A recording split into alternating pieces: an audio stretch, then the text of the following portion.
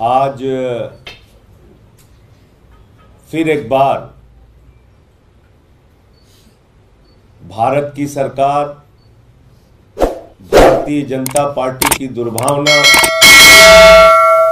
केंद्र सरकार की तानाशाही आप लोगों के सामने आई है। उसका मैं विस्तार से एक एक करके घटनाओं के बारे में आपको बताऊंगा। अरविंद केजरीवाल जी के बारे में जब हम लोग कहते हैं कि जेल के अंदर उनको उत्पीड़न की सारी पराकाष्ठा उनके साथ पार की जा रही है, 23 दिन तक उनको इंसुलिन नहीं दी जाती, उसके लिए कोर्ट कचहरी के चक्कर लगाने पड़ते हैं, उसके लिए तिहाड़ जेल के सामने जनता प्रदर्शन करती है, उसके लिए लंबी लड़ाई के बाद उनको जो उनके जीवन के लिए सबसे जरूरी दवा थी इंसुलिन, वो मिल पाती है 23 दिन के बाद। 24 घंटे उनको सीसीटीवी की निगरानी में रखा जाता है। पीएमओ और एलजी ऑफिस 24 घंटे उनके ऊपर निगरानी रखते हैं। मुलाकात के मामले में जो सामान्य कैदियों के भी अधिकार हैं वो भी छीन लिए गए। पत्नी से मुलाकात होनी हो तो बीच में रहेगी आतंकवादियों जैसे मुलाकात। पंजाब के मुख्यमंत्री से मुलाकात होनी है तो जैसे बहुत बड़े अपराधी और माफिया से मुलाकात हो रही हो, शीशे की दीवार।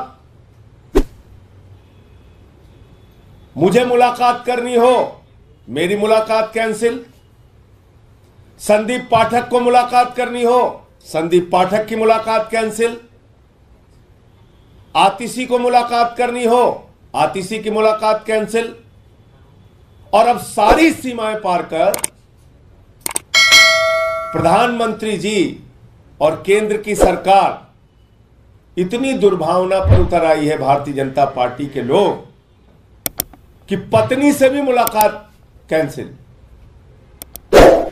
आपने कभी ऐसा सुना है? पत्नी से मुलाकात कैंसिल। अरविंद केजरीवाल जी की मुलाकात सुनीता केजरीवाल जी से जेल के प्रशासन द्वारा कैंसिल कर दी गई। कोई नियम नहीं, कोई कानून नहीं,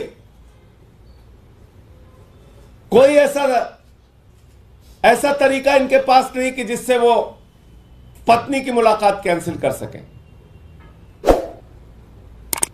पत्नी की मुलाकात कैंसिल कर दी।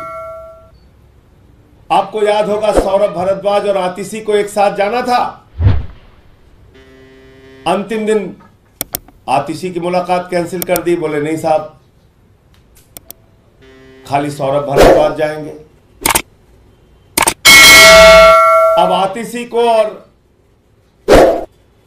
सुनीता केजरीवाल जी को साथ जाना था तो सुनीता केजरीवाल जी की मुलाकात कैंसिल कर दी। जबकि बाकायदा मेल करके 27 तारीख को बताया गया कि सुनीता केजरीवाल जी और आतिशी एक साथ मुलाकात करने के लिए जाएंगे और जेल के नियमों के मुताबिक परिवार के 2 सदस्यों की मुलाकात होती है, या जिन लोगों के नाम दिए जाते हैं, जिन लोगों का नाम मुलाकाती सूची में होता है, उनमें से 2 लोग एक साथ मिल सकते हैं। ये जेल का नियम है। क्या अरविंद केजरीवाल से इतनी दुर्भावना है, इतना डर लगता है,